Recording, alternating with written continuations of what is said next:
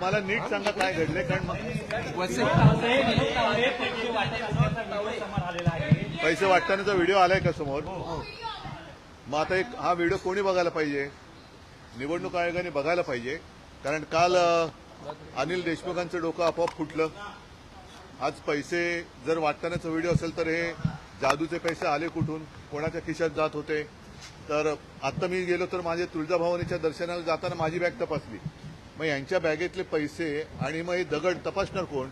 तर मला असं वाटतं की निवडणूक आयोगाने याच्यामध्ये कठोर कारवाई केली पाहिजे, नाहीतर निवडणूक आयोगावरती कारवाई करण्यासाठी आम्हाला काहीतरी वेगळा मार्ग गुन्हा दाखल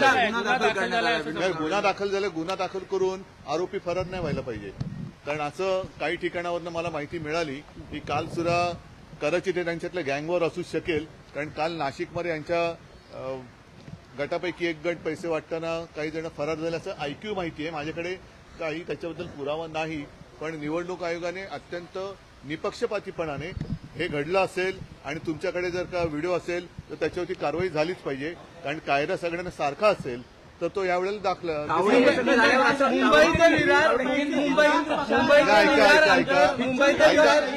अरे मला ऐका, जरा बोलू द्या ना, मला बोलू द्या.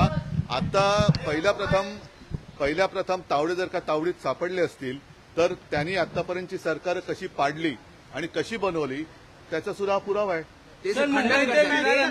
सामान्य नागरिकांच्या 10 वेळा गाड्या चेक केल्या जातात. मला तेच म्हणायचं आहे, मला तेच म्हणायचं आहे की ज्या जागरूकतेने हे कपट कारस्थान जर घडलं असेल आणि ज्यांनी उघडकीस आणलं असेल तर त्यांचं कौतुक केलं पाहिजे.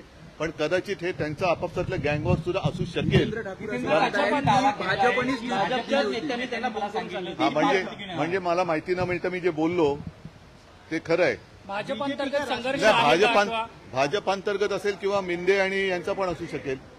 कारण काल नाशिकमध्ये सुद्धा असेच व्हिडिओ काही समोर आलेत. तुमच्यापर्यंत पोहोचलेत की नाही मला कल्पना नाही.